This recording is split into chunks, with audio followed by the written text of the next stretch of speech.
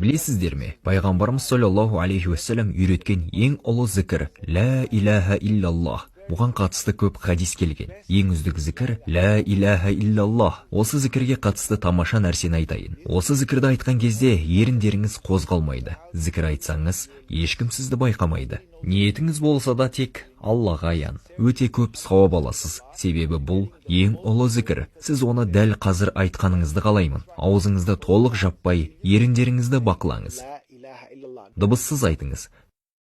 Тек тіліңіз қозғалады. Байқадыңыз ба? Еріндеріңіз қозғалмайды. Бүгіннен бастап не істесеңіз де, киім үтіктеп жатсаңыз да, тамақ істесеңіз де, көлік жүргізсеңіз де, әрдайым тіліңіз зікірде болсын. Көшеде кетіп бара жатсаңыз, үйде болсаңыз, әрдайым зікірден босамаңыз. Дүниеде де, ақыретте де жетістікке жетесіз.